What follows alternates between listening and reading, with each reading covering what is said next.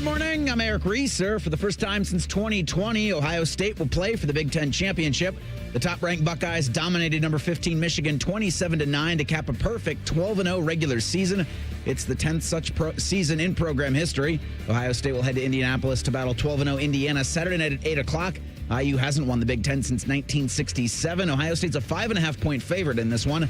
In the NFL, the Broncos beat the Commanders 27-26 last night in overtime. Denver's 10-2 and on top of the AFC. Week 13 wraps up tonight in New England. The Patriots host the Giants at 8:15. In the NHL, the Blue Jackets battle the Devils tonight at 7. You can hear it on the Fan with coverage at 6:30. And the basketball Buckeyes lost to Pittsburgh at the buzzer for the second year in a row. Hear from OSU's head coach today at noon on the Jake Diebler Radio Show. This update is sponsored by Roosters.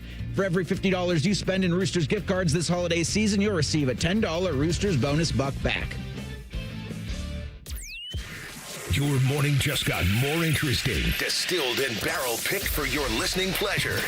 Bo Bishop, a local sports media legend. What William T. Sherman was to the Union Army, he is to Northern College football.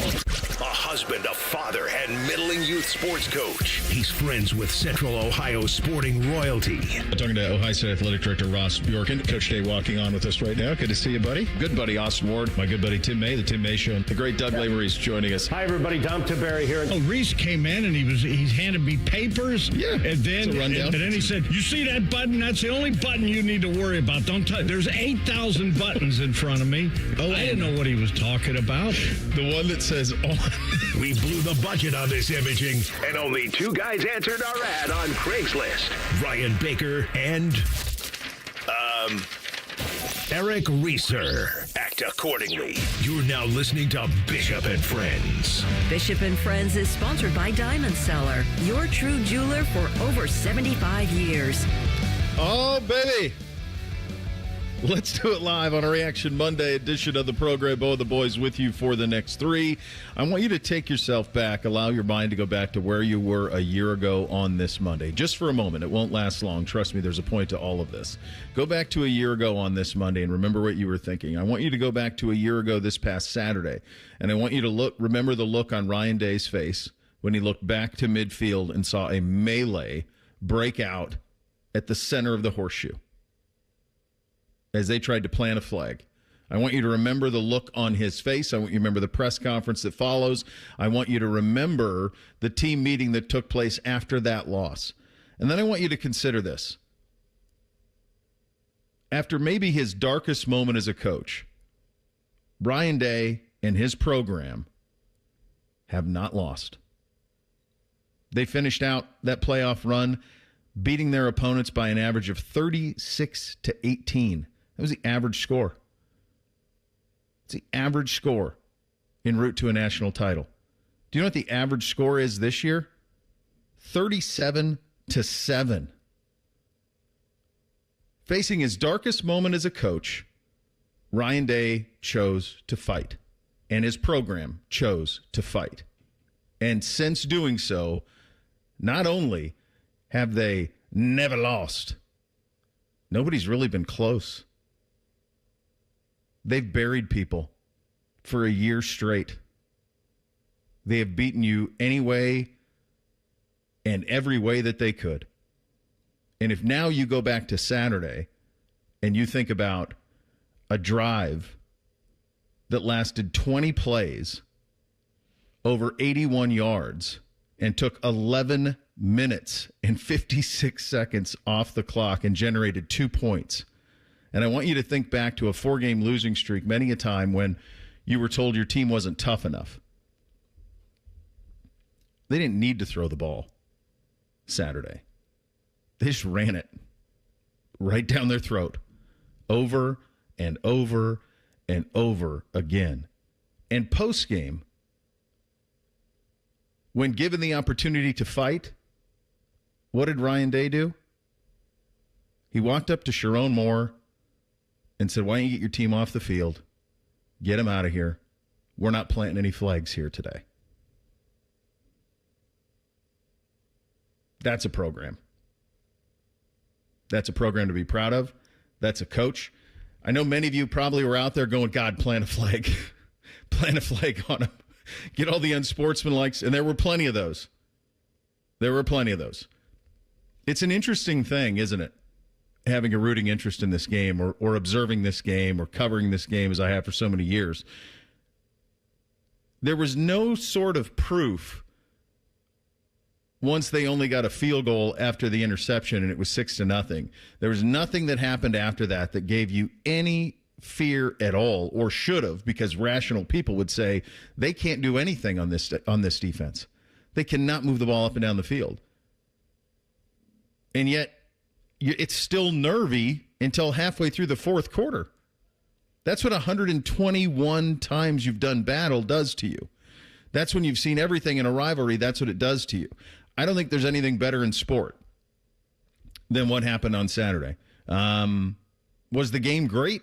Sure was for a Buckeye fan. Sure was around here. But you still had the nerves all the way to the very end. And that roadmap over the last year, never beaten. And in many times, dominant. Guys, 36-18 in the playoff. This season, the average score is 37-7. They're bombing people. And they bombed Big Blue on Saturday. Yeah, I think one of the greatest images maybe ever of this rivalry will be the one of Caleb Downs and Ohio State players sitting in the stands with the fans while in front of them on the field you had a bunch of Michigan players, one of them with the last name Herbstreit, standing in the middle of the big house on the M logo, trying to protect it from something that was never going to happen. Because you had heard Ryan Day say at the beginning of the game they're going to win with humility, and at the end of the game they're going to win with humility. Like they didn't need to do anything that was beneath them. And planting a flag like that would have been beneath them, because losing to Michigan that many times is beneath them. And what with the Michigan players and their clown head coach Sharon Moore worried about is less and beneath what this Ohio State program has been. I was looking back just over the last, I don't know how many ever years Ohio State's played football, and only 10 times have they had a perfect season. I don't think, I mean, a season where they've won all of their games. There are several where they've tied and not lost. Mm-hmm. And I don't think there's ever been one that's felt as good as this one because of what you did at the end. Exercised a lot of demons, Reese. You did. With still more to do. With still more to look forward to. Yeah. And that's what makes rivalry great, right?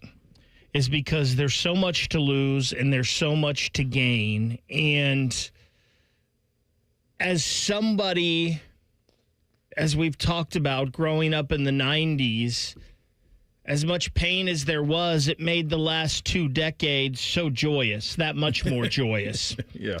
And as much as the last 4 years have sucked, those last 4 years made Saturday feel that much better. And, Bo, it was interesting. We talked about it last week. I was a bundle of nerves going into this, and I was a bundle of nerves Saturday morning. But when that ball kicked off, for some reason, I wasn't nervous anymore. Even when Jordan Marshall ripped off a big run and Michigan had a nice first drive. Yeah. And maybe it's because I saw Minnesota do that. I saw Purdue do that early in the year. It didn't really bother me. And then Julian throws the interception, and I just kind of chuckled inside. Yeah. But, like, once they got on the field, I don't know why, I was just confident in that defense and Matt Patricia. And that's why I got this pencil in my hat today, because that guy... I like that. That guy is just something different. But if you're a Buckeye fan, you had to feel really, really good for Ryan Day. And hopefully now any of the questions and any of the criticisms and all of that stuff can go away. I know we're spoiled. We've talked about it before on the show, and we were talking about it this weekend. Every other program in the country has had dips in the last 50 years. Ohio State really hasn't had any. I may have had a season here or there, but for the most part, Ohio State would be in every 12 or 16 team playoff. They would be in them over the last 50 years. And so we're spoiled as a fan base, right? And we want perfection. But hopefully now the monkey's gone. All the criticism can go away. and Ohio State goes out and gets this back-to-back national championship for the first time in school history. Yeah, there's so much to this, and one of the narratives that was really drove me nuts all weekend was this notion that they kept, and I guess technically it was true that they hadn't beaten Michigan since 2019, but of course Michigan bailed in 20 with COVID. They had a COVID outbreak. I'm sure they did. That was one of the most garbage teams of all time. And what would have happened if you would have played them in 2020? Coming off of beating them in 19, 56-27. In 2018, 62-39. And then a couple of them, you have the straight-up Stallion scandal in the middle of it. And there's a couple of times when they were just better. Michigan was better a couple of times. They're not anymore. And they weren't last year. And damn it, if it took that to get this run of dominance, then I suppose you sign up for it. This is stupefying stuff, guys. It's really stupefying stuff. Do you know that since Ryan Day got on campus as the offensive coordinator in 2018, the Ohio State football program is 95-11? Just think about that. 95-11. You think about the success that we enjoyed under Urban and Tress and all of it. This has been a golden era of Buckeye football for like 2.5 decades. And this stretch that they're in right now is as dominant as anything we've ever seen. Let that stat line run over you. Let it wash over you. 20 plays, 81 yards, 11 minutes, 56 seconds. It netted you 3 points. It may have been my favorite field goal drive in the history of football because there was nothing more emasculating than that for the Michigan man. And now you've got Indiana. There's a lot of layers to this stuff. Some incredible individual performances from your quarterback, your defense, your two receivers who looked great. There's a lot to unpack here in what was, quite honestly, one of the most bonkers weekends of college football that I can ever remember, lasting well into midnight, continuing into Saturday with this crazy coaching carousel that happened. There's a lot to get to. We're going to put it all into perspective over the next 3 hours. Bishop and Friends, right here on The Fan. Wake up with the Fan. Eat lunch with the Fan. Go to bed with the Fan. Dream about the Fan. Then change your sheets. Gross. Ew, you guys are gross, but stick around in case I don't find anyone else. The Fan.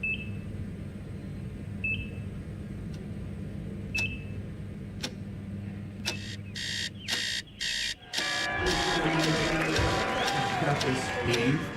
Breathe. You got this. You got this.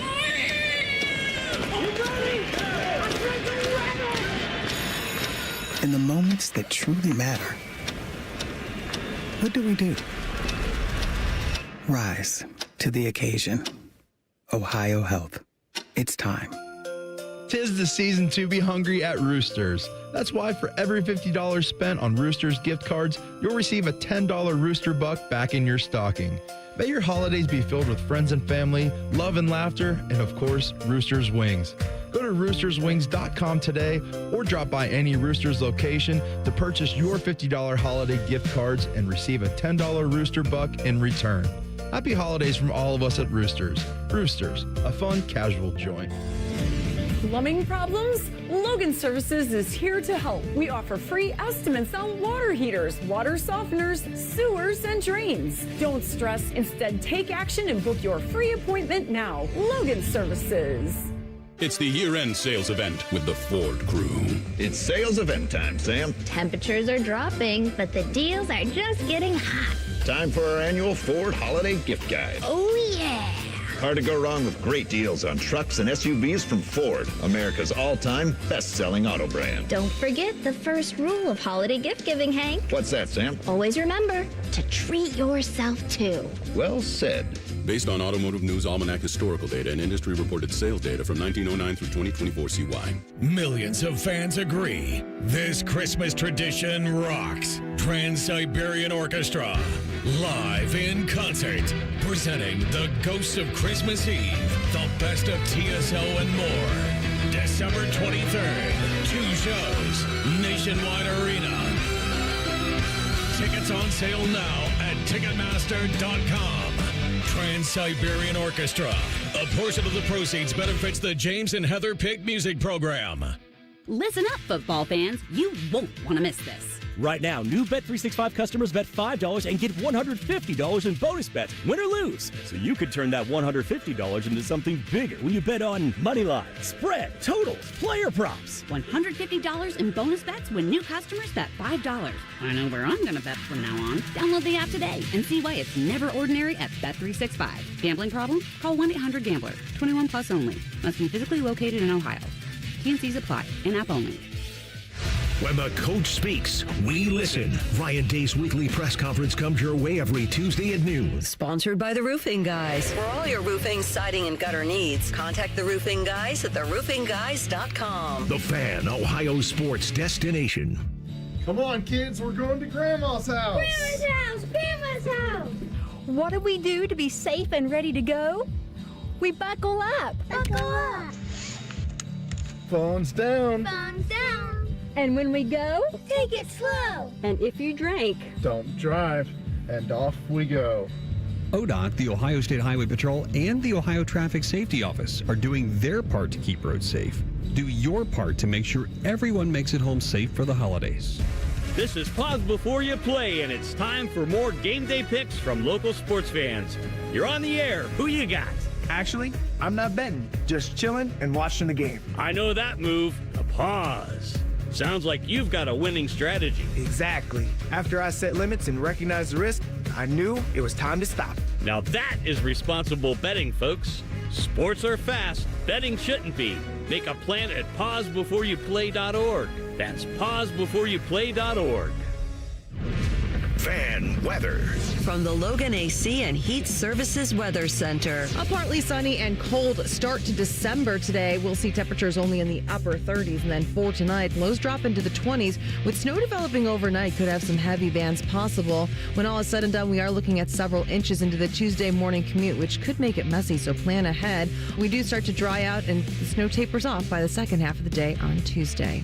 For The Fan, I'm meteorologist Meredith Garfalo with the 10 Weather Impact Forecast. It's Reaction Monday, where our highly trained experts talk football. Sponsored by the Roofing Guys. Your home for reaction and overreaction, The Fan. With friends like these, who needs former college football players? This is Bishop and Friends.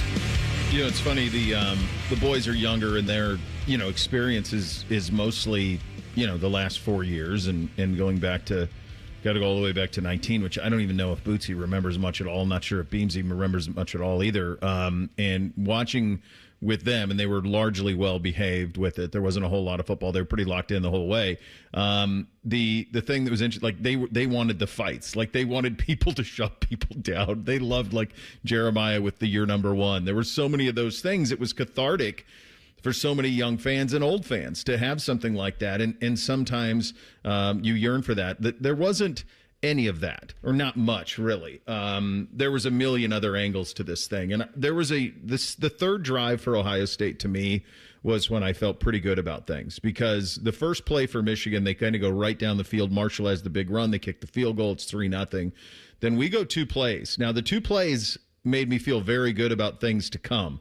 Because obviously it was inclement weather. The first play of the game is an incomplete plastic cardinal tape. You go, okay, he's good. He's good. Then the next one, basically they just fooled Julian into thinking that it was a man, and it was a little bit of cover 2 on that side, and the corner just stopped and fooled him a little bit, but it's an interception. But then they held them to 3. And several Michigan folks, John Bacon among them, were quick to point out, like, you got to get 7 here and go up 10-0 and really put a little bit of panic into Buckeye Nation. But they didn't. They held them to 3, and it's 6-0. The next drive is 11 plays, 69. And there is on that series of plays, there is a 3rd and 2 where Julian completes the short pass to Kazmarek. The next 2 plays are Julian to Bo Jackson for 23, and then the Bo Jackson 36-yard run, where he kind of hesitates and then just shoots down the sideline into the red zone. Now, they didn't get a touchdown, and a lot of folks were saying, got to go for 6 here, got to go for 6 here. But if you go back to what we talked about on Friday, I thought there was so much benefit of just getting points. Get the points in the red area, and they did. And then that, to me, is when everything settled. It was that drive, because next time Michigan goes 3 and out, and then after that you get the 10-play, 63-yard drive, which includes the bomb to Carnell Tate. I believe that's his. Yeah. No, to Jeremiah Smith. The Jeremiah Smith play. We'll get to that in just a second. But that's when I felt pretty good about things, was that drive, the 2 plays to the freshman, redshirt freshman quarterback to true freshman running back on the pass, and then Bo Jackson with the hesitation and then shooting down and getting those 3 points. That's when I started to be a little bit at ease. I think for me it was when Michigan gets the ball on your 32 after Julian's pass is intercepted and they have to settle for a field goal. Because that said to me they're not getting in the end zone. Yeah. And for me that was good enough, because you had Urban Meyer on last week a bunch say that they've got to score 3 touchdowns. Like, they can't score 3 field goals, isn't going to get it done. And it obviously didn't. But they had to get into the end zone, and Michigan just was incapable of doing that. And I liked the idea of kicking it for Ohio State. The plays, the only play I liked was the 4th down play. And I think Claire was offsides on it.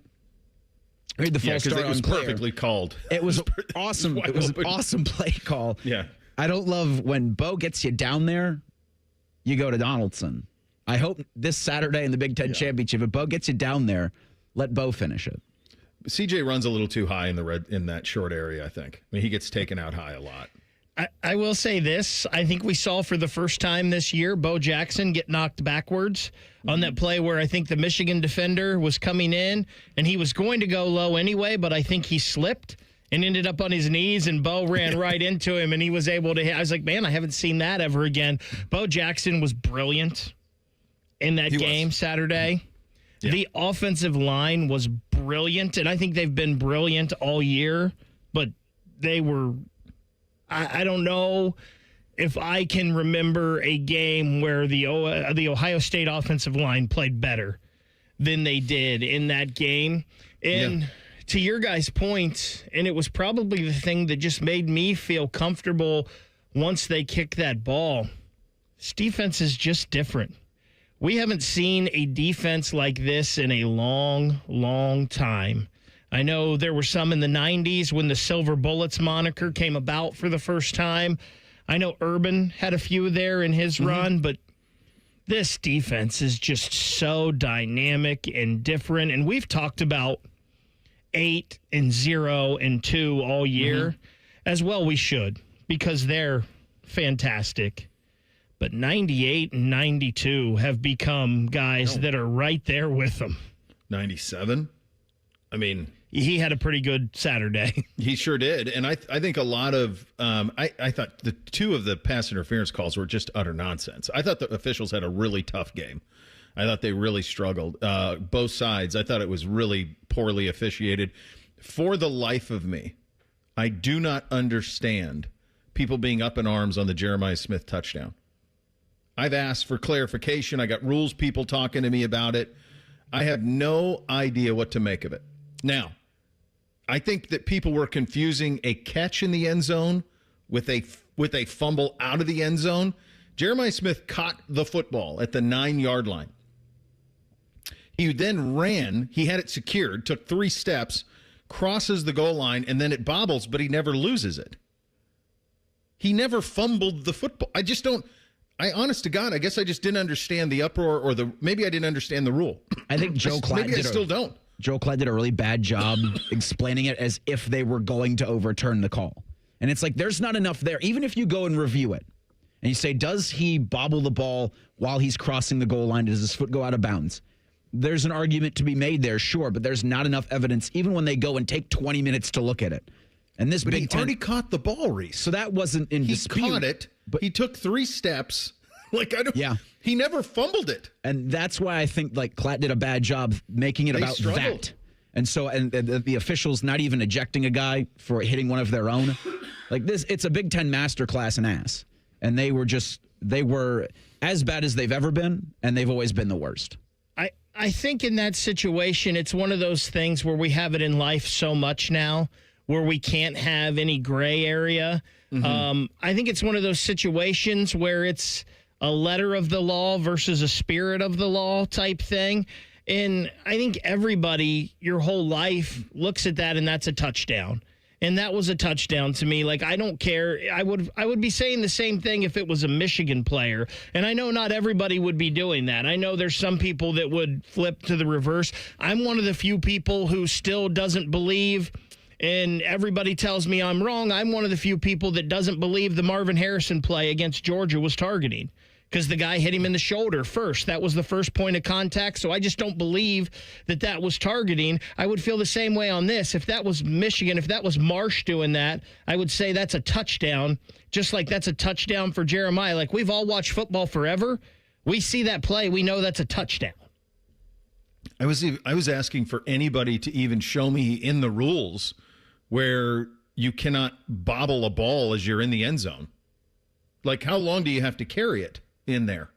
Like, he already established the catch, and then he ran 9 yards. I just didn't understand it. And so the uproar over that I didn't stand. And I agree with you, Reese. I thought Klatt and even the rules officials had a really tough time. And then it kind of became one of the stories of the day, and it's like it wouldn't have mattered. They would have scored anyway. I mean, it's all okay anyway, because you can headbutt roughs now, and it's no big deal. Well, that was nuts. I couldn't believe that he wasn't thrown out of that one. I thought that was crazy. I thought they got really lazy with the pass interference stuff down the sidelines. I thought some of those were really lazy. It was like if the ball hit the ground, it was pass interference, and if not, then it wasn't going to be, and they were trying to throw it from behind. And here's the deal. None of it would have mattered. This was such a dominant display, and I think that they could have thrown it anytime they wanted in the second half, but I don't think it was about that. I think they could have won 41-9 very easy, but I don't think it was about that. I think it was about emasculating them in the fourth quarter, and it's been about the approach that Ryan and this offensive staff has had all season. Why? Because they have the best defense in the country by a wide margin, and he's playing a long game here. Does he want to beat Michigan? With every fiber of his being, he wanted to beat Michigan. You know what else he wants to do? He wants to beat Indiana on Saturday. You know what else he wants to do? He wants immortality. He wants back-to-back national championships. He wants 16-0. I mean, this is heavy stuff. He's not out there trying to muck it up with them and add touchdowns that don't mean anything. They won 27-9. It could have been whatever they wanted it to be. Michigan was cooked. How about Michigan punting in the fourth quarter down multiple scores? Just conceding it. They just wanted it over, man. It looked like every Ohio State game this year, honestly. Yeah. Like, man, the Buckeyes could be winning way more than they are, but they don't need to be. So they're not. The two most amazing stats from that game on Saturday to me, Michigan ran 43 plays of offense. That's it. Yeah. Like, the highest Buckeye tackler is 4 because there wasn't that many plays for them to get tackles on. The other, and I don't know if I've ever seen this, Michigan went into half with 108 rushing yards. Yeah. They ended the game with 100. They went backwards in the second half, running -8 rushing yards in the second half. It was a masterclass. Yeah, it was just an absolute masterclass. I mean, you have a 12-minute offensive drive. That's kind of what happens. Where you're going to hear from Coach. You're going to hear from some of the participants in this one. Obviously, a lot of emotions were built up heading into this day in Ann Arbor, and the Buckeyes made it oh so sweet. We'll get to that in 2 minutes. Bishop and Friends, right here on The Fan. Get your furnace fixed fast. Call Care Heating and Cooling. 1-800-COOLING. Picture it, your holiday table, the family cooking together, the scent of golden brown bread, rosemary from roasted potatoes, and a salad so crisp it snaps. This season at Kroger, make the moments that matter possible with quality that's affordable in every aisle. Kroger, fresh for everyone.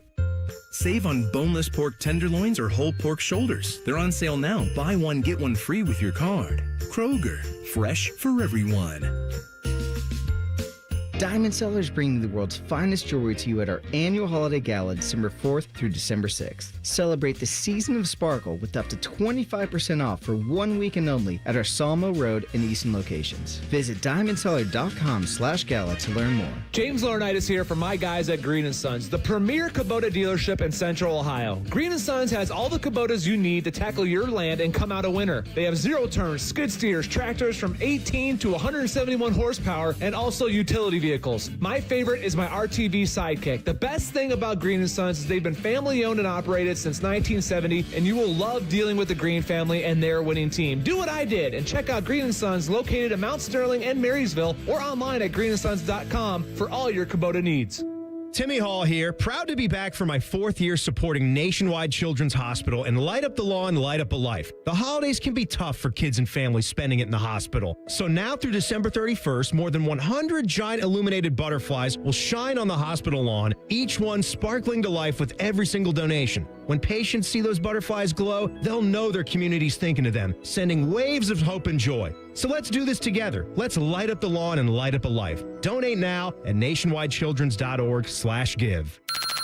Bishop and Friends is sponsored by Diamond Seller, your true jeweler for over 75 years. The Fan, Ohio sports destination. What's up? What's up, man? Sup with you? Sponsored by Newman Roofing. For all your roofing, gutter, or siding needs, call Newman Roofing today at 614-NEW-ROOF or visit online at newmanroofing.com. All right, here's what's up on a Reaction Monday edition of the program. 27-9 is the final. First downs, Ohio State 22, Michigan 9. Third down efficiency, Ohio State 10 out of 17, Michigan 1 out of 9. Total yards, Buckeyes 419, Wolverines 163. Passing yards 233 to 63. As Bake mentioned, Michigan had 108 yards rushing in the first half. They finished with 100. This was dominance with a capital D. And Ryan Day orchestrated much of it for his program. This was a long time coming for everybody in Scarlet and Gray. Here is Coach Day on taking the rivalry back. Well, I'm happy for our players. I'm happy for the coaches, all the fans who were at the game. Man, it was great to see all the fans, stay all the way towards the end and cheer on our team. And here in the OHIO, right here in the stadium, it was a great moment for our players. They deserve it. They've worked hard. I thought they played really well and strong and physical in this game. And happy for our coaches. But again, like I said, the fans even who weren't here, they'll be able to wear that block O and, stand a little prouder. And so that means a lot to me, means a lot to the coaching staff, to the players, and my family. I've thought, as you can imagine, over the years, after winning this game, what I'd say in this press conference. And I'm going to save all those comments because I think the best thing to do is win with humility. And that's what we're going to do. And I think that's it speaks to our program. It speaks to what it means to be a Buckeye. And we wanted to take this rivalry game back this year. And so the way that our guys played certainly spoke to that. And they played with great passion and great physicality. And, I was disappointed that we didn't get in down there and finish a couple of those drives early, or else the scoreboard would have looked even differently than it was.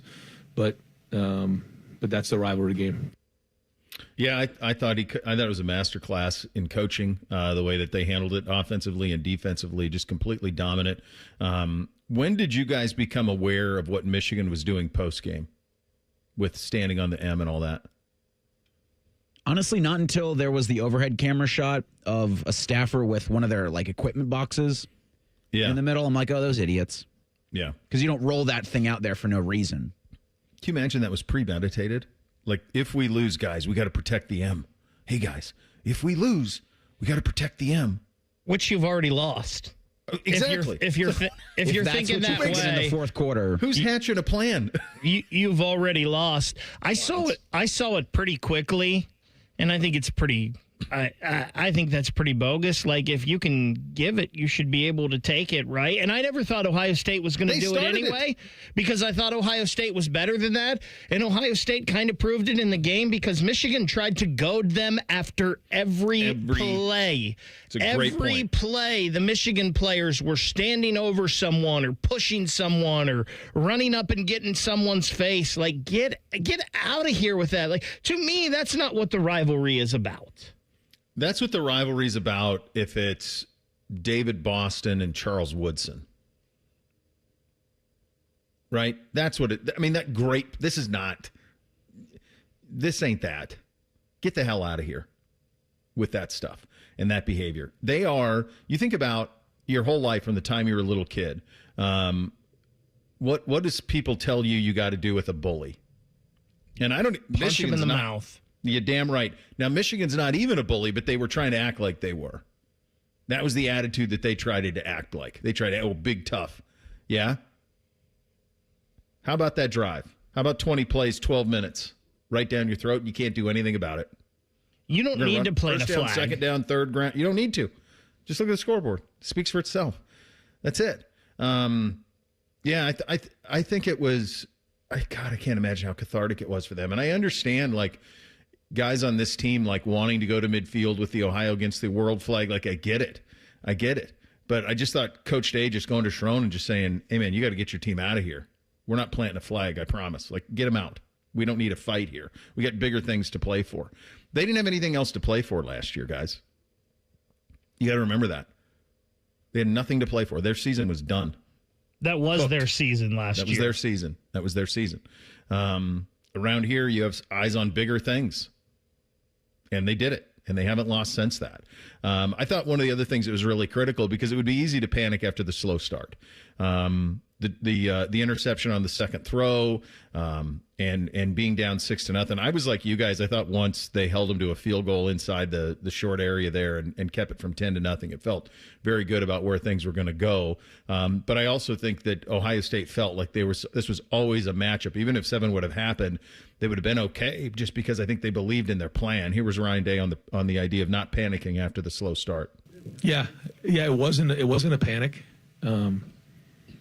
Yeah, when I saw the first run hit, I said, you got to be kidding me right now. Like, this is not what I expected at all. And then we throw the pick, and he comes off and thought it was cover 1, and it was cover 2. And I'm like, geez, okay, that's not what we wanted for a start. But I didn't. I never felt panicked. I felt like, all right, we're going to rally back on this thing. And, man, the defense stepped up in a big way, and forced field goals in those spots. And those are all 4-point plays. And, when you can hold guys to 3 points early in the game, and then, you get it turned, and then we had that big drive, and, we just keep battling, and then you score. Now, again, we get down on there on the 1 yard line and don't get in. I mean, that was frustrating, and so you kind of going back and forth. But, again, there was no panic on our side. And again, I think the communication and the chemistry between the players and the coaches is very good right now, because when there's confusion, that's when there can be infighting, and all of a sudden guys start to act a certain way. That didn't happen at all. And so we had a lot of confidence coming into it. And even after a slow start, we felt good. Yeah, I will say this, 7 plays inside the 5 and really inside the 3 and not getting a score. They still have that to sort out. I don't know if any team will make them actually pay for it.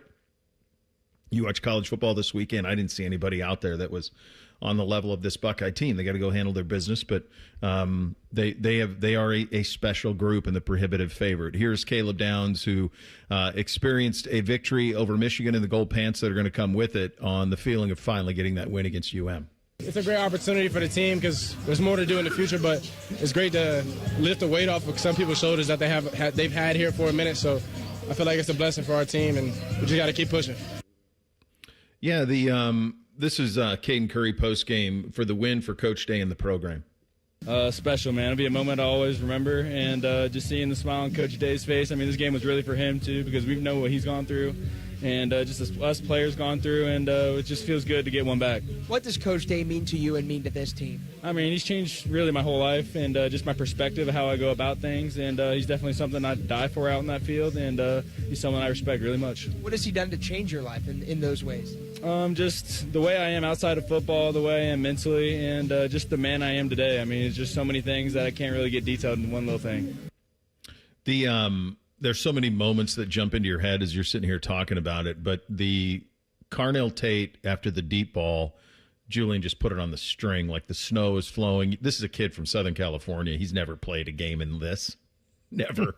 Never. You wouldn't have known. Didn't affect him a bit, but he threw it right on the screws to Carnell. Go ahead, Bake. The throw to Carnell and the throw to Jeremiah on both of those long touchdowns couldn't have been any better. And oh my gosh, the route Jeremiah ran. I'm like, nobody talks about the route because, did he score or not? He was juggling the football. He put that Michigan defender on skates. They also did it on 4th and 5. I was just going to say, Reese, 4th and 5, man. That is a 4th and 5 throw, putting it in there. The route is perfect, and he put it right in there. I mean, on 4th and 5, the Carnell Tate pose after his touchdown, and then they photoshopped the gold pants on him. I mean, I'm sure there's a billion shirt companies that have put that on shirts in the last 24, 48 hours, but holy smokes, was that great. Then you get Brutus doing Script Ohio and crossing out the M. I think Ari Wasserman, our buddy, was the first one to notice it because he recorded it. Like, recorded him doing the Script Ohio, and he crossed out the M. And I was like, everything was perfect about all of that. When you see that route that Jeremiah ran there, and I understand it's 35-yard line. There's a lot more room on the field. But when you see that route and what he can do to guys, it amazes you that they have any trouble in the red zone. Because they tried throwing, I know it. They tried throwing the fade to him, and then Julian was a little high on that one, which is hard to do against Jeremiah. I do think that there's probably going to be, if you're looking for warts, and it's hard to find them with this team when the average score is 37-7, and they haven't really had a fourth quarter game since the Texas game. But if you're looking for them, it is probably still remains that short red zone stuff. Like, what exactly do we do down there to get success? Now, they did sneak it with Julian on some 3rd and shorts later once you got into the game, but they were unable to do so down in there. So that's something you got to work on. But it ain't much when you have a rivalry win as dominant as this one does. And it does propel you now into, I had a buddy of mine text me, now the real season begins. It's like, what are you talking about? Like, when is it? Like, holy hell! Now we got a Big Ten championship game, seeding, where they're going to be. We'll try to make sense of what's next. We've already had a Big Ten teleconference. The cigarette man has spoken. Coach Day has spoken. We got a matchup on Saturday. Of course, we'll have you covered all week. But dip our toe in those waters, and what's next? Coming up next, Bishop and Friends, right here on The Fan. A lot of hosts have been on our airways in the past 30 years. Some good, some bad, some really bad. Anyway, sorry for that. The Fan. All the folks at Buckeye, night or day. Hi, this is Max with Buckeye Heating, Cooling, and Plumbing. We want to wish the community, our clients, and our team a Merry Christmas and Happy Holidays. We're incredibly thankful to serve such a great community with such an amazing team. It's an absolute pleasure. Thank you for being you. And when you need us, call 614-683-9911. Call the folks at Buckeye, night or day. Hi, I'm Joanna Williams, General Manager at Tansky Sawmill Toyota, and our Black Friday sales event starts now. Lease a 2026 Toyota Corolla LE for only $199 a month for 39 months, now through December 1st at Tansky Sawmill Toyota. Visit our website, TanskySawmillToyota.com for details. And when you think Toyota, think Tansky. $36.99 to a sighting with approved credit, tax, title, and $387 dock fee not included. No security deposit required. Think Toyota. Think Tansky. People can't say enough amazing things about Vanscoy Hair Clinics. Men and women struggle with hair loss every day, and they completely change their lives. Vanscoy Hair Clinics is the only company in Ohio that has PRP, platelet-rich plasma, and the multi-unit hair grafting hair transplant procedure. Go to vanscoyhair.com for more info, or call 614-432-8042. Here's what some of their hair transplant clients have said. Around 26, 27, I lost almost all of my hair on top. It changed my life in ways that I could not imagine. My hair is going to continue growing for the rest of my life. There is hope that you can do something about your hair loss. Multi-unit hair grafting gives you 3 times more hair per procedure, saving you time and money. Hair transplants are more affordable than ever, and PRP is a fast, easy, and effective 45-minute treatment for thinning or damaged hair. Call Vanscoy for a free consultation, 614-432-8042, or visit vanscoyhair.com. That's 614-432-8042. Find out what procedure will restore your hair. Millions of fans agree. This Christmas tradition rocks. Trans-Siberian Orchestra, live in concert, presenting the Ghost of Christmas Eve, the best of TSO and more. December 23rd, 2 shows, Nationwide Arena. Tickets on sale now at Ticketmaster.com. Trans-Siberian Orchestra. A portion of the proceeds benefits the James and Heather Pick Music Program. Hey, what's up? It's T-Bone. The holidays are here, and if you've got a collector in your life, you have to check out Midwest Cards. Thousands of packs and boxes from Pokemon to every sport you can name. It's a full-on collector's dream. Plus, they have signed jerseys and memorabilia that'll make any fan go crazy. The variety is awesome, and the selection legendary. So swing by Midwest Cards today, grab an epic gift or even a gift card, and watch your favorite collector's face light up this holiday season. Get to Midwest Cards today and tell them T-Bone sent you. Your new Columbus home for the Jim Rome Show is the Fan 2. Catch the live experience weekdays from 3 to 6. Just one requirement. Have a take and don't suck. The Fan 2, Columbus's home of the Jim Rome Show. Gift big this year with a Home for the Holidays raffle. You have a chance to win a beautiful new custom home or cash prize this holiday season and help make wishes come true for Make-A-Wish kids with critical illnesses. Raffle proceeds benefit Make-A-Wish OKI, which has granted over 22,000 wishes to children facing critical illnesses across the Ohio, Kentucky, and Indiana region since 1983. This year's house was built by Three Pillar Homes in the Evans Farm community in Lewis Center and has 3 bedrooms, 2.5 baths, and a 2-car garage. It also includes amazing features like upstairs laundry, 2 covered patios, 1 with a fire pit, a great room with fireplace, mud room with extended bench seat and open lockers, kitchen and morning room. One lucky winner will be announced on December 24th. So get your $100 ticket now. Just visit ahomefortheholidayscolumbus.org to buy your tickets. That's ahomefortheholidayscolumbus.org. Terms and conditions apply. All your favorite fan shows are available when you want them. Head to 971thefan.com and hit that subscribe button. The Fan, Ohio sports destination. Distilled sports discussion served in light beer quantities. You're listening to Bishop and Friends. Look, this is going to be a theme throughout the week, and you're going to hear from Ryan Day. You're going to hear from Kurt Signetti. There's Heisman, feels like winner here, wins the Heisman. I mean, there's a lot going into this one on Saturday. But I think if you hooked anybody up to a lie detector test that has to play this weekend, they'd all say, yeah, we're good. You think Kirby wants to play Bama again? You think Kalen DeBoer wants to play Georgia again? I mean, for Ohio State, it's a little different. They haven't won the Big Ten in a little bit of while. But this is, and we'll get to it coming up at 10 o'clock, just how screwed up all of these things are and the way that this calendar is all set up. The big thing for Ohio State, I think, is avoiding any sort of emotional letdown that would come from the win against Michigan. Ryan Day was asked about that. We've already had a Big Ten teleconference. It was yesterday. Here is Ryan Day on avoiding the emotional letdown. Well, I think it starts with a mindset going into the season on what your goals are. Our goals, for this year was, win the first one, win the rivalry game, win the Big Ten championship, win the national championship. And I think when you look at it from that lens, you realize that, it's a long road and that you have to really focus on your routine. You have to, come up for air on Sundays and figure out, what needs to get changed and, sort of recalibrate. And then, go about your routine of reloading for that week. And so that's, sort of going to be the same way here. We have an expectation that we want to reach our goals. When you have that approach, I think it's important where I've been on teams before where looking to make it to the playoffs or you're happy to make a bowl game, then maybe, you take your foot off the accelerator because you don't look at it from that lens. We do. And so I think that matters. I think our guys have that approach and going through it last year and understanding that this thing's going all the way to the end of January is the way you have to look at it. But knowing that, you lose one game, your season's over. So I think just that mindset is important. Can you imagine any other coach in college football in recent years saying, win the first one, win the rivalry game, win the league, win the national championship out loud?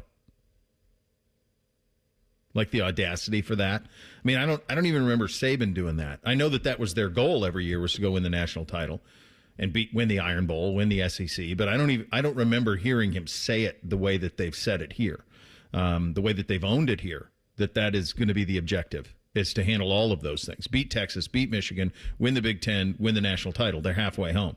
Standing in the way is an Indiana team that hasn't really been tested at all, and they passed the biggest test they have. They have full respect. They went to Oregon.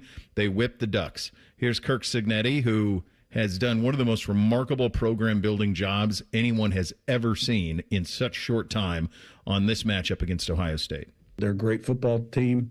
Obviously, won national championship last season. Have won multiple national championships. Ryan Day's a great coach. You know, he'll be one of the legends of the game someday. They're dominant, really everywhere. A lot of great players. Very explosive on offense. Got the number 1 rated defense in America. Special teams are really good.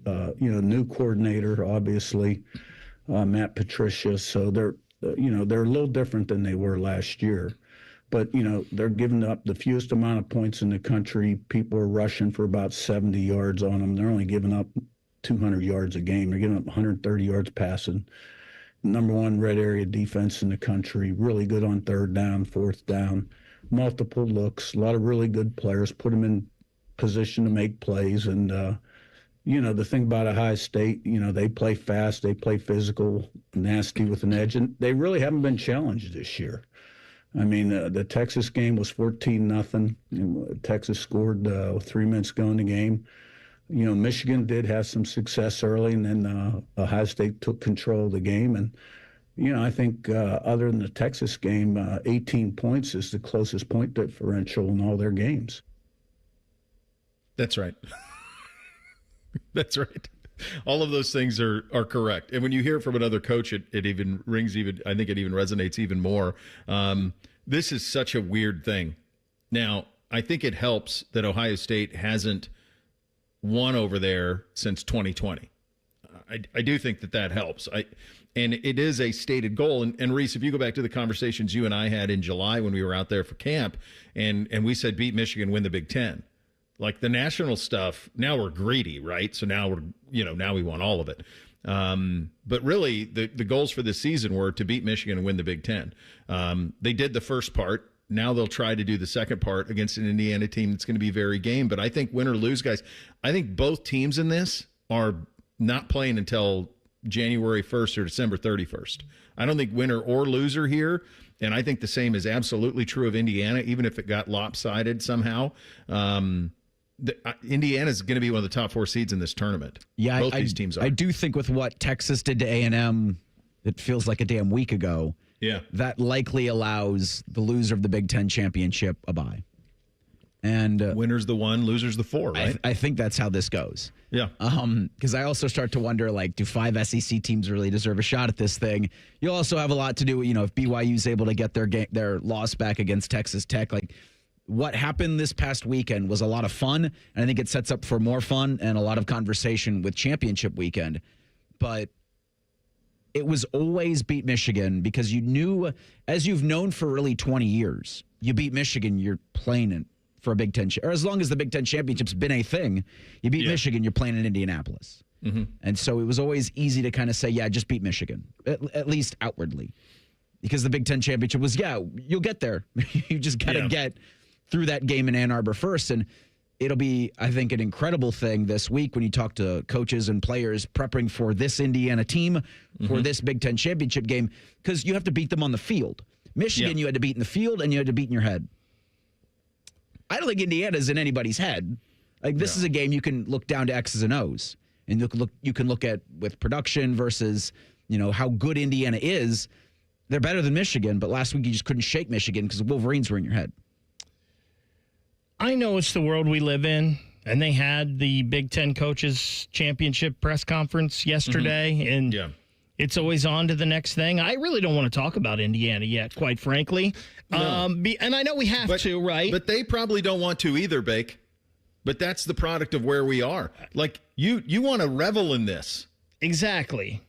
And that's their challenge too. And they don't have the luxury to, right? No, they're on. I mean, he had the teleconference yesterday. We can a little, and it was funny. Ryan was late to that. He's like, "Well, we had a team meeting. We just got done with the team meeting. We've got to worry about that stuff first and foremost." The line to the Big Ten championship came out, and it was 5.5. Ohio State favored, and I got to be honest. And this is not. I try not to talk through scarlet-colored glasses ever. Yeah. That's not enough. Because I saw Indiana play Penn State, and I saw Penn State physically handle Indiana up front. Now, Indiana did a great job of fighting back and winning that game at the end, and give them credit for that. But if the Ohio State team that was on that field, that offensive line, that defensive line, shows up Saturday in Indianapolis, they're beating Indiana by 2 scores, minimum. Yeah, I think, and like you said, we'll have all week to talk about the matchups of the game and so forth and so on. The thing that I keep coming back to is 4-17 looked really good to go to me. And that was in snow and cold. There will be no snow Saturday in Indy. There won't be any. It's climate controlled. So there's going to be an opportunity to let the football Ferrari really breathe. And my hunch is they do. But we'll have all week to talk about it. But this is the world that we live in college football, where none of it makes sense. And speaking of things not making sense, I was jealous of the Lane Kiffin stuff over the weekend. I would have loved that in the Big Ten. I would have loved it in the Big Ten. We'll get to that coming up next. Bishop and Friends right here on The Fan. Catch the latest from the world of Ohio State athletics. Weeknights at 6 on The Buckeye Show. New special guests in everything scarlet and gray. The Fan. Hey, it's Austin Ward. You know when you grow a beard or cut your hair and the mirror surprises each day, then it fades? Well, here's what doesn't fade. Seeing this thinner version of me staring back every single morning. 2 years after dropping 50 pounds with Awaken 180, I'm still doing a double take. And let me tell you, it feels awesome. Awaken 180 didn't just change my weight, it changed how I see myself, literally. I dropped my 50 pounds during the holidays. It's the best time to start, in my opinion. What's stopping you? Awaken180weightloss.com. Hi, I'm Dr. John Runyon from Runyon Dental Group. Are you missing teeth or do you have uncomfortable dentures? Dental implants can not only transform your smile, they can restore your confidence and allow you to eat those foods you love that you've been missing. When I was in my early 30s, I was in a similar situation needing complex dental work and dental implants. I understand all the emotions that you're feeling because I've been the patient and I know that we can help you. Schedule a free consultation today at RunyonDentalGroup.com. That's RunyonDentalGroup.com. Dormar, you're kind of hero. Hey Columbus, it's Lorenzo Stiles Jr., Ohio State student athlete. Football runs deep in my family. My dad played here, and my brother and I are proud to carry on that tradition. At Monogram Homes, family matters too. They treat every homeowner like one of their own, building with care, precision, and pride. Monogram doesn't just build houses, they build homes, crafted just for you. So whether you're starting your first home or designing your dream space, Monogram Homes has got your back every step of the way. Visit monogramhomes.net to start building today. Monogram Homes, a builder you can trust. Life's better with Drive My Way from American Family Insurance, because we know it's more than just a car. It's your escape pod, your adventure mobile, your memory maker. And we help protect the dreams that drive you. Personalize what you pay for auto insurance and you could save between 5 and 20%. American Family Insurance. Get a quote and find an agent at amfam.com. Products not available in every state. Unsafe driving behaviors may increase your rate. Visit amfam.com to learn more. American Family Mutual Insurance Company SI and its operating company, 6000 American Parkway, Madison, Wisconsin. 'Tis the season for a holiday loan from BMI Federal Credit Union. With loan amounts from $1,000, $3,000, or $5,000, make your holiday shopping easier. Enjoy low fixed rates and no application fees. Visit bmifcu.org/holiday loan for details. Feeling stuck on your own 10-yard line in the career game? Maybe it's time to just go for IT. My Computer Career has the game plan to score a rewarding new IT career in months. Whether you're a rookie, a breakout career changer, or a military veteran ready to serve. Why spend years chasing a college degree when you can fast track your future in IT starting now? Take your mark, get set, go for IT. Take the free career evaluation at mycomputercareer.edu today. Financial aid is available to those who qualify, including VA benefits. Shop Meijer's Cyber Deals November 30th through December 2nd and save a good deal more on the hottest gifts of the season, like 50% off JBL Tune Buds and Flex, Beats Solo 4-on-ear wireless headphones for $129.95, and JBL Grip portable speakers for $84.95. Low prices on presents they'll love. That's the gift-giving good life at Meijer. Cyber Deals are available in the Meijer app or in store. Exclusions apply. Millions of fans agree this Christmas tradition rocks. Trans-Siberian Orchestra, live in concert, presenting The Ghost of Christmas Eve, the best of TSO and more. December 23rd, 2 shows, Nationwide Arena. Tickets on sale now at Ticketmaster.com.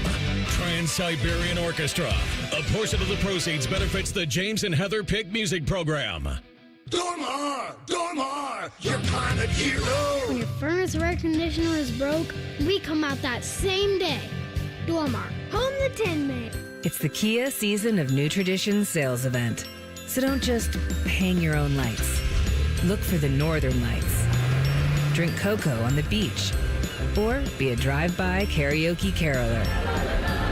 Because every new Kia comes with a 10-year, 100,000-mile limited powertrain warranty. So you can take holidays to places they've never been with a capable Kia SUV.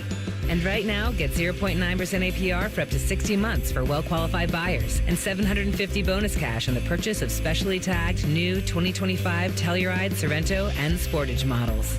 Kia, movement that inspires. Call 800-333-4KIA for details. Financing for 24 to 60 months from Kia Finance. Subject to credit approval for purchase of new 2025 Telluride, Sorento, and Sportage. $1,705 per month per 1,000 financed at 60 months. $750 bonus cash on specially tagged models must be applied as down payment. Must take delivery by 12/1/25. Offers may not be combined except where specified. Subject to dealer participation and vehicle availability. See Kia dealer for details.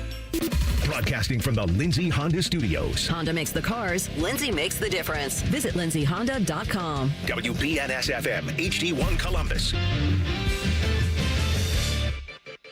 Good morning. I'm Eric Reeser. Number 1 Ohio State heads to Indianapolis for the Big Ten championship game. Buckeyes are 12-0 and will play 12-0 Indiana Saturday night at 8 o'clock. OSU's a 5.5-point favorite in this one. Head coach Ryan Day will join a special Tuesday edition of Buckeye Roundtable tomorrow night at 6:35. In other college football news, LSU will introduce Lane Kiffin as their next head coach Monday afternoon. Michigan State fired Jonathan Smith on Sunday and will reportedly hire former Northwestern head coach Pat Fitzgerald. In college hoops, Ohio State is off until Saturday. The 6-1 Buckeyes will dip into conference play at Northwestern at 2 o'clock. Hear from OSU's head coach at noon today on the Jake Diebler Radio Show. This update sponsored by Roosters. For every $50 you spend in Roosters gift cards this holiday season, you'll receive a $10 Roosters bonus buck back. Get them at Roosters locations or online at roosterswings.com.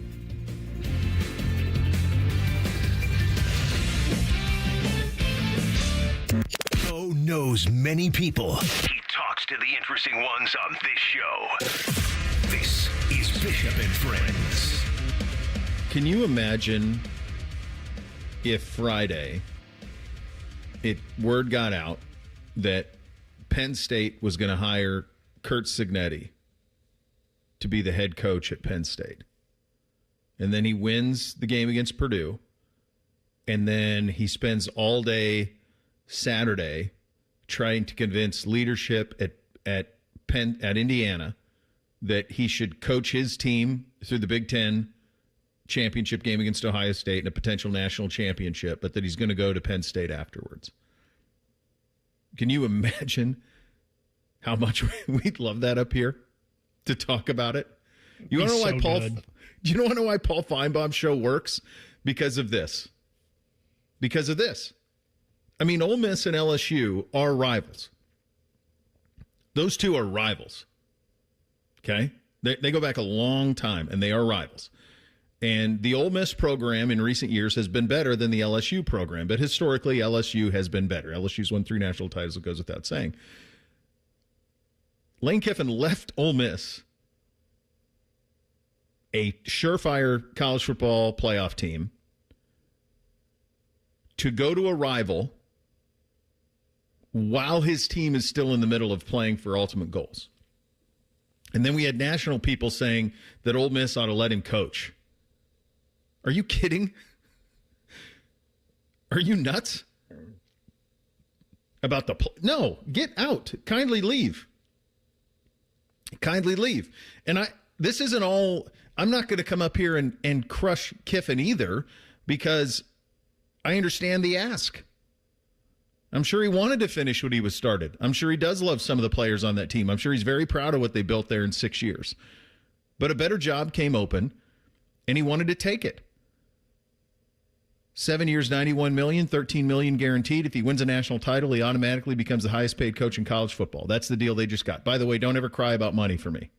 Stop it. Big-time college sports. Don't stop it. Everyone's got money for buyouts. Everyone's got money for these contracts. unless you're Florida State and you can't afford to do anything, the rest of you places out here, everybody's got money, and they got a ton of it. This, of course, is a product of the calendar, which we've talked about 1,000 times. And the reason that LSU had to make this move right now, the reason that Lane Kiffin had to make this decision right now, is because there's a National Signing Day that's coming up, and there's a portal that opens. And he's got to build his roster. Is his roster going to contain a bunch of guys who are probably still at Ole Miss? My guess is, yeah, that will inevitably happen. That once that team is eliminated, some of the players that he really likes will probably matriculate to Baton Rouge. But he's got to build it. And it's not LSU's fault. It's not his fault. It's the calendar's fault. And that one is on the NCAA. They can fix that in one fell swoop. New calendar. National Signing Day goes back to February. No more early enrollees. The portal is open in January after everybody's been eliminated. Move the season back. We've been over it 1,000 times. There's easy fixes for this. They could do it in one meeting at a JW Marriott over a white tablecloth dinner. It's really easy to do. You don't need to have a bunch of groupthink. You don't need consultants. Just fix it, because that's what led to this. Now, you can question if Kiffin should have taken it, but you don't, unless you're in his shoes, how can you judge? The only thing that I think he was guilty of was trying to have his cake and eat it too. I understand the ask, but I also understand Ole Miss saying, now we're good. We'll see on down the road. Now, they kept and elevated his defensive coordinator, Pete Golding. He's now the head coach at Ole Miss. So that happened. It was busy, to say the least. Our guy, Alex Golish, is now the head coach at Auburn. Dublin Scioto kid, Westerville Central assistant, is now the head coach at Auburn. He's going to coach in an Iron Bowl next year. So those two jobs are done. This morning we get officially that Kentucky is moving off of Mark Stoops. So that job is now open. Maybe one of the biggest surprises, Michigan State fired Jonathan Smith with a buyout in the 30 millions. And I really liked that hire. I thought he was a good coach at Oregon State, but it really went off a cliff. But then who do they replace him with? Pat Fitzgerald. Okay. That's what they had to pay. Well, I guess they don't have to pay Mel Tucker because they did it with cause. But that would have been a ton of money in coaches' buyouts. They got Gilbert and Ishbia, though. So they have two multiple billionaires that they can lean on whenever they need an extra $50 million. And I do wonder, because Pat Fitzgerald, they settled with Northwestern. Mm-hmm. So I wonder what the deal is immediately. Maybe he's got a lot of elevators in his contract that you don't have to pay right up front, but they could be competitive pretty quickly. It's a great hire, and I think it's kind of a perfect spot for him and a perfect spot for Michigan State. And I think one of the things that we're seeing here, and we've seen it now the last couple of years since NIL has been in full effect, is that the northern money is really flexing. I mean, it goes back to that old Shelby Foote analogy I used of the South never had a chance to win that war when you're talking about a manufacturing economy being better than an agricultural economy. There's just more money up here, except for the oil schools. There just is.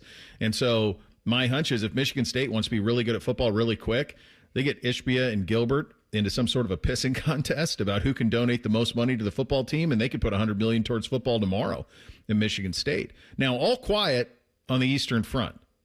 Why is that? I don't know.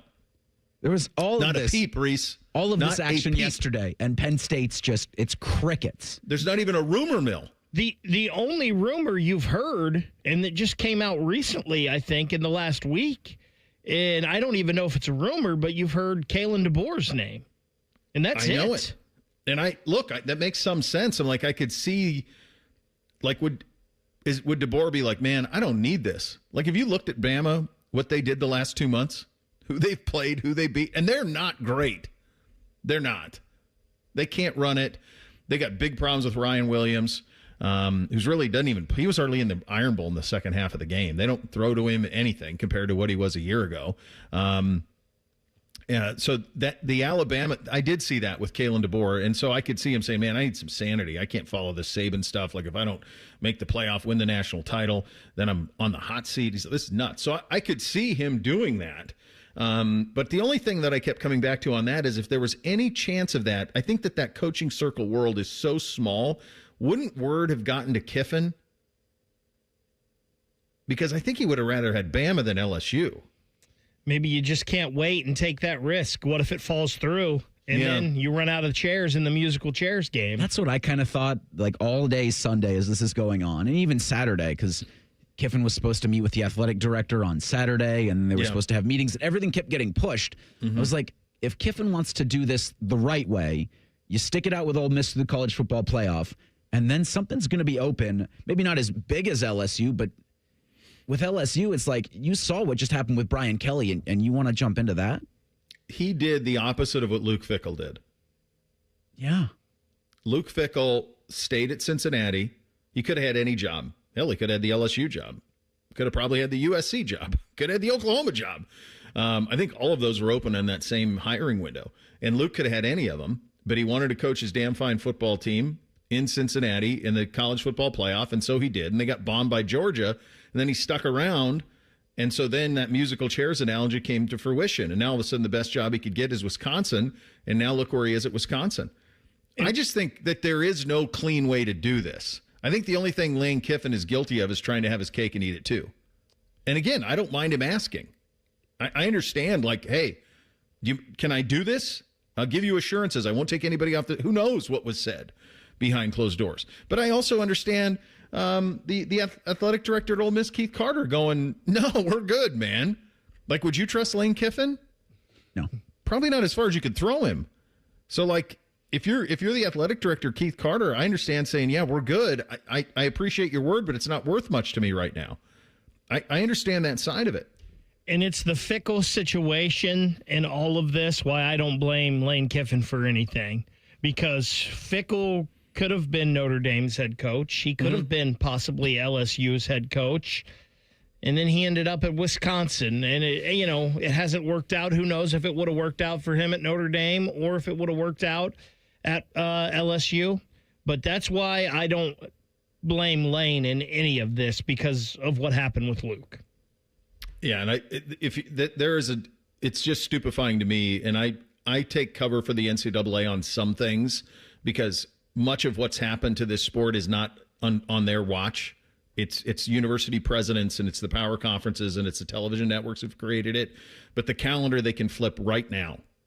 You could fix it right now, and it's done. It's done. It's not that hard. And they didn't. They didn't. They sit here and watch and allow this stuff to happen. And you're going to have, I'm telling you, there's going to be mass exodus.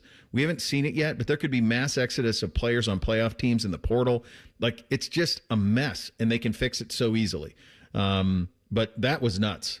The idea that you think about the Egg Bowl, I consumed all of it. The Egg Bowl stuff into going out and going nose to nose with a reporter with the housewife comment, to Marty Smith being there for 48 hours, 72 hours encamped in Oxford. Like, what a scene, man. What an absolute scene. And all quiet at Penn State. Not a whisper. What are they up to? Because over there, people are confident they have their man. They just haven't said who it is yet. So who knows what is going on over there? Who knows what's going on trying to pick a 12-team playoff? Imagine the show we're doing a week from now, guys. It was chaos, and I don't know what's going to happen in the ACC. I don't know what they're going to do with Miami versus Notre Dame. We're going to get to all of that coming up next. Bishop and Friends, right here on The Fan. Winners of the prestigious Platinum Microphone Award every year, given to the best radio station in the world. No need to look it up. It's real. The Fan. Hey, what's up? It's T-Bone. If you've hit your medical deductible, now's the time to see Dr. Mark Levy. Get a custom oral appliance that stops snoring and helps you ditch that CPAP and pay less out of pocket. Call 1-800-MORE-SLEEP or visit sleepbettercolumbus.com before the year ends. Lights are going up, snow is falling down, there's a feeling of goodwill around town. It could only mean one thing. McRib is here. McRib season is here at McDonald's. Right now, enjoy a McRib and pair it with our world-famous fries and an icy cold Dr. Pepper at participating McDonald's for a limited time. McRib is here. Ba-da-ba-ba-ba. While we know Central Ohio has the best football team, did you know we have the best credit union too? It's easy to fall for CME, Ohio's #1 credit union.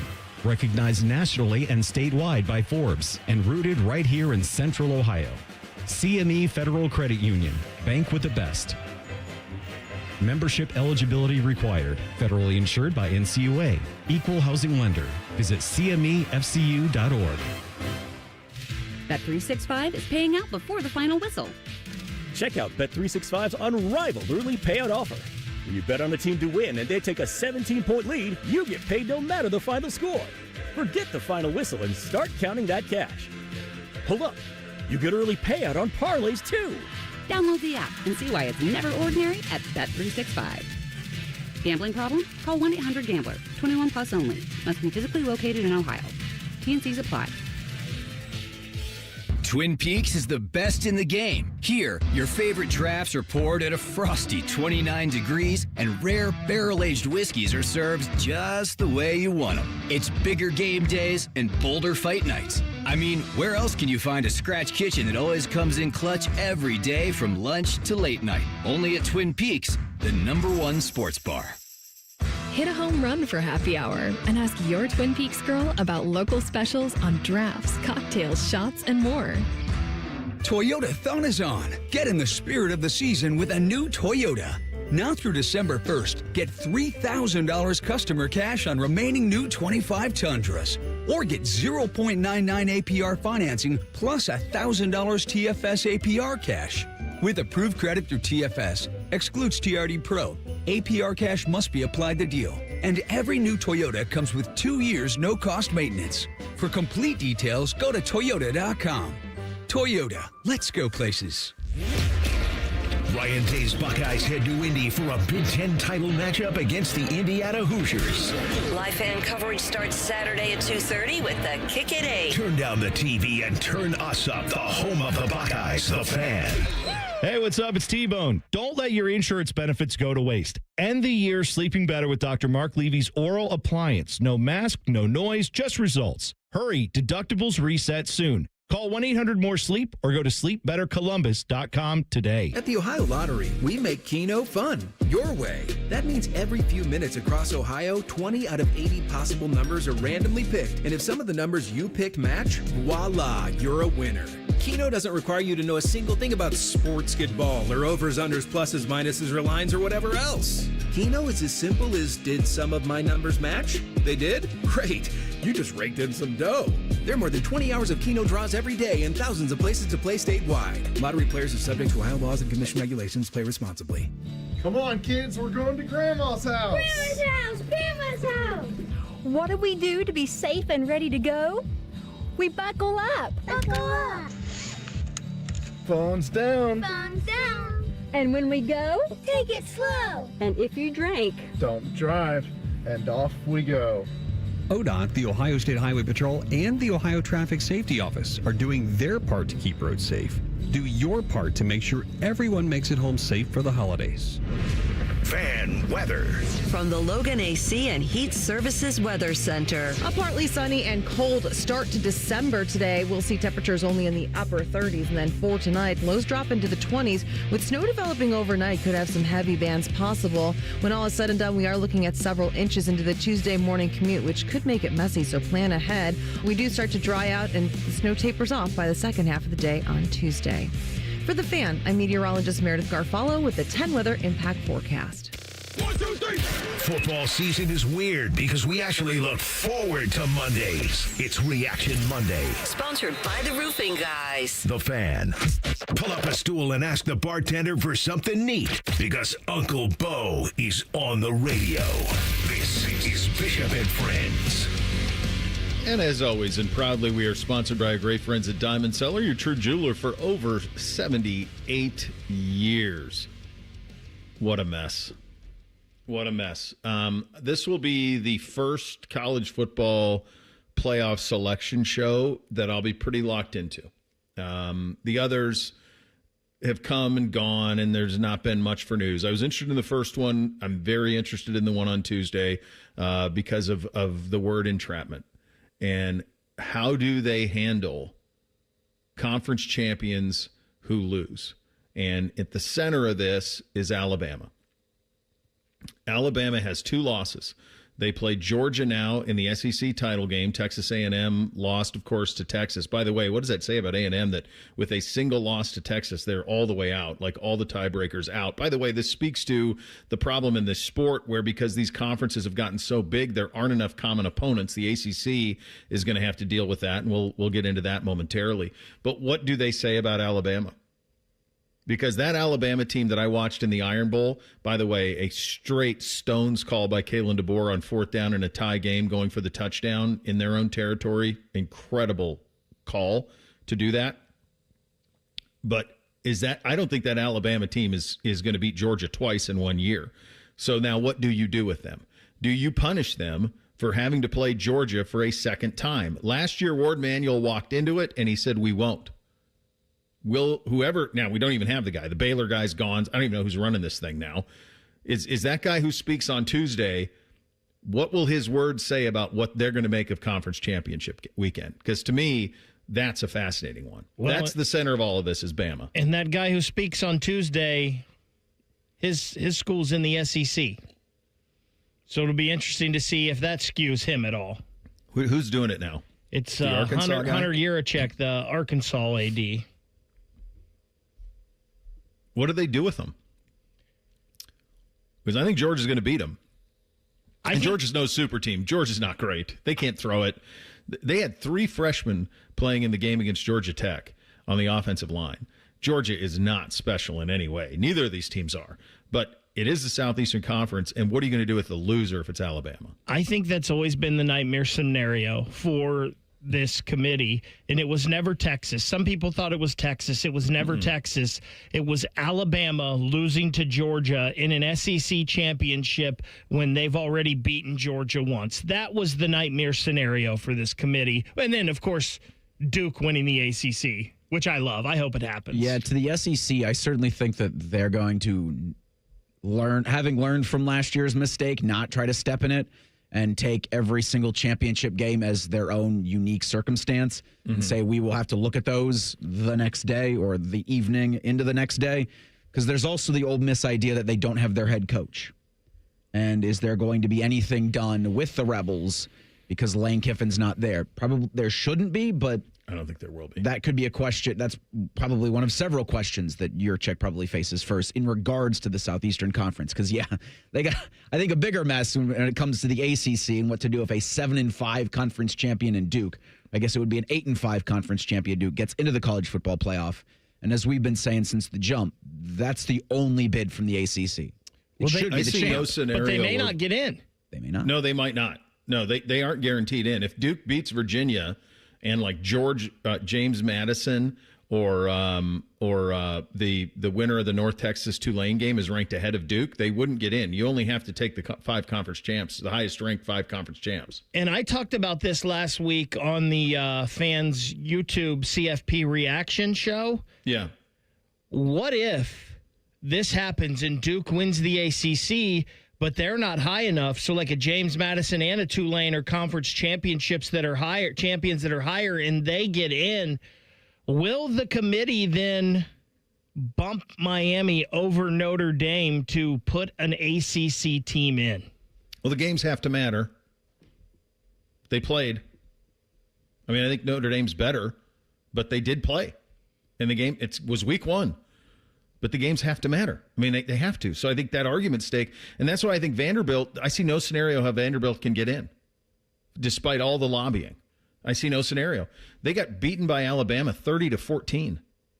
Texas beat them. They made it look closer than it was. But I don't see any scenario how Vanderbilt could get in over Texas. Well, you're going to punish Texas because they played Ohio State? And I'm not arguing for Texas. Texas is out. I kind of think that the SEC 5 is locked in. I almost think unless Alabama gets bombed by Georgia, which I don't think they will, that Alabama, Georgia, Ole Miss, Texas A&M, and Oklahoma are in, and the rest are out. Now, if you're Texas, you can look at Oklahoma and go, wait a sec, we beat them. We're both 6-2 in the league. Now, Oklahoma won their non-conference game against Michigan. Texas did not. They lost to Ohio State.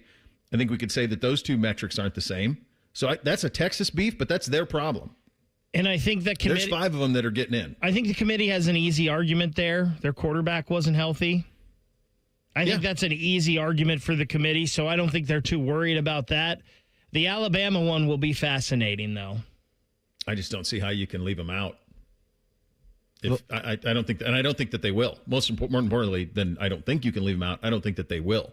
The 3 Big Tens are locks. I think Oregon now is in a sweet spot. Oregon could get all the way up. Either the 5 or the 6 is essentially a bye. If you're the 5, you get to play Tulane or somebody like that. If you're the 6, you're going to get to play Virginia potentially. Like Virginia is going to be in this thing. And apparently the ACC had the ability, if they wanted to, with Miami. I thought I read this over the weekend that Miami got left out over Duke because of the winning percentage of the common opponent. And my beloved Ponies could have fixed all of this, so they just won at Cal.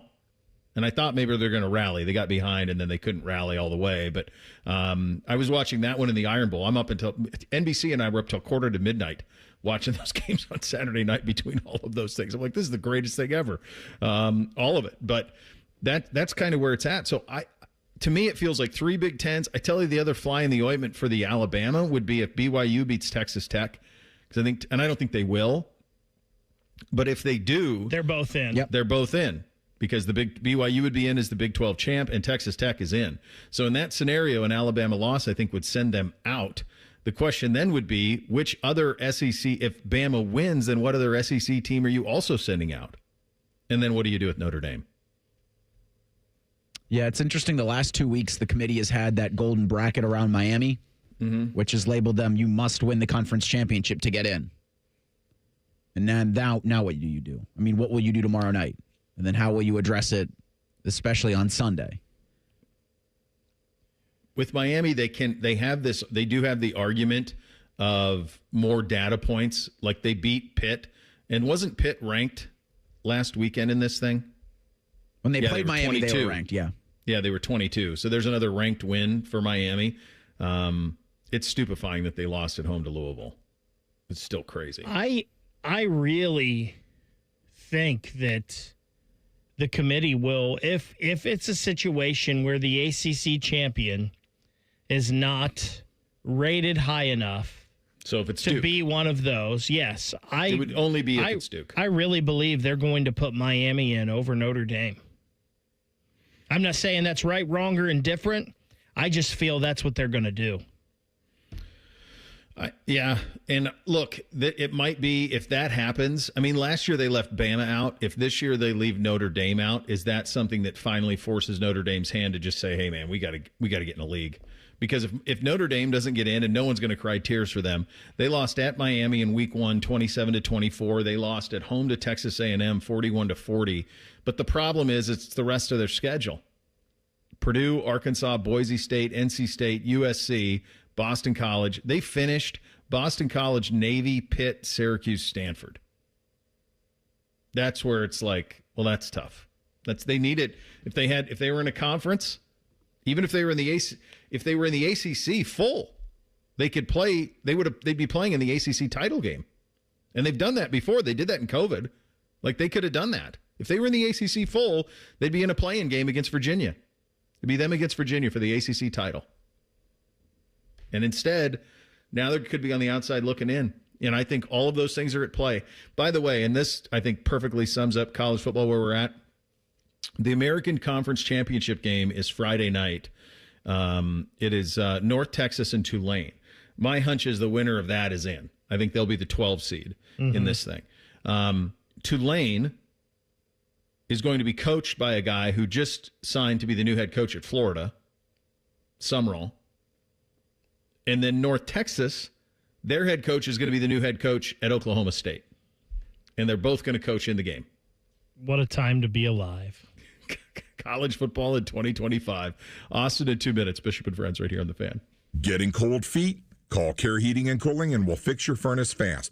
Call 1-800-COOLING. Picture it, your holiday table, the family cooking together, the scent of golden brown bread, rosemary from roasted potatoes, and a salad so crisp it snaps. This season at Kroger, make the moments that matter possible with quality that's affordable in every aisle. Kroger, fresh for everyone. Right now, select 6 to 8 ounce varieties of Kroger cheese are on sale. 3 for $5 when you buy 3 with your card. Kroger, fresh for everyone.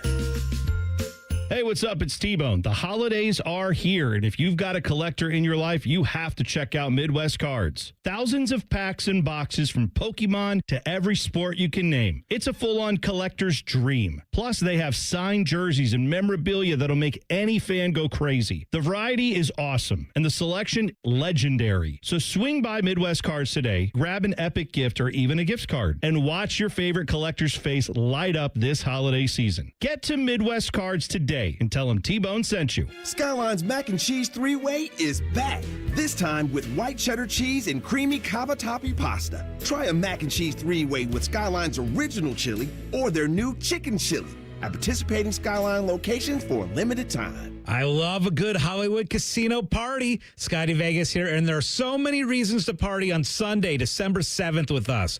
Watch the college football playoff bracket. Come out with us at noon. Watch the Browns, Bengals, and Steelers games all at 1 o'clock with us. Then parlay the great food, huge screens, and best big-time prizes at the Sportsbook at Hollywood Casino Columbus. You're watching. We're watching. Let's watch together. Sunday, December 7th at Hollywood Casino. Must be 21 or older. Gambling problem? Call 1-800-GAMBLER. The Fan Guest Hotline is sponsored by Accurate Heating and Cooling and Bryant. Doing whatever it takes to keep you and your home comfortable. The Fan.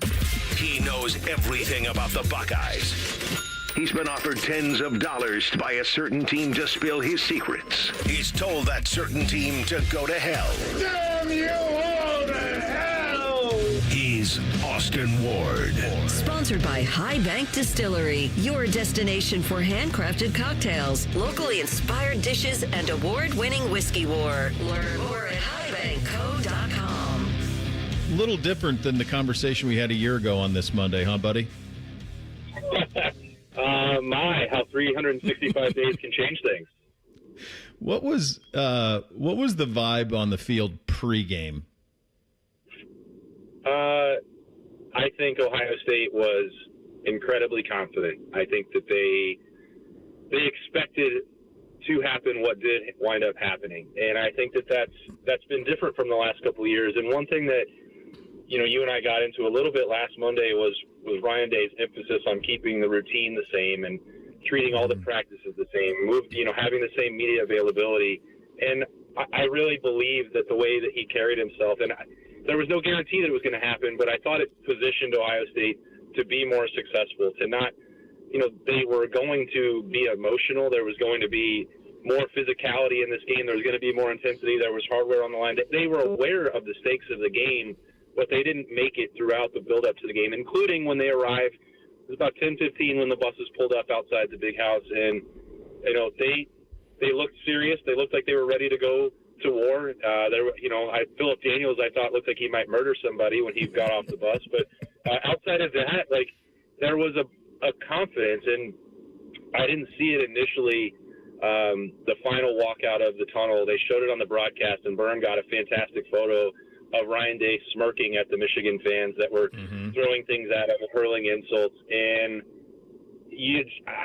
I think you just knew as soon as that ball kicked off, even when things got wonky in the middle of the first quarter or right away on the first play from scrimmage for the Wolverines, that Ohio State was not rattled because they were not uptight. They were confident. They knew that they had prepared the way they had done for every other game, and that eventually that was going to pay off for them, and it did. So I think that approach last week by Ryan Day was a masterclass. Mm-hmm. Yeah, he hasn't lost since that game. The average score in the playoff was 36-18. The average score this year is 37-7. Not only are they beating everybody, they're beating the brakes off of everybody they played. He got punched in the mouth, he got up emboldened, and I think that's what you saw. Now it's nervy. You mentioned, Julian throws an interception. He thinks it's cover one. It's cover two. Throws a pick on the second throw. I did like the approach. Let's get Carnell and Jeremiah going right away, but he throws a pick. But then to hold them to a field goal, and then the subsequent drive where you get the third down throw to Kazmarek, the 20-some yard throw and catch to Bo, and then Bo's 36-yard kind of hezzy go, and then you get the three. And I know a lot of people were saying, oh, get 7. I'm like, no, just in this game, I think points are going to be at a premium for Michigan. Like, just get any points or positive. I really supported that kicking that field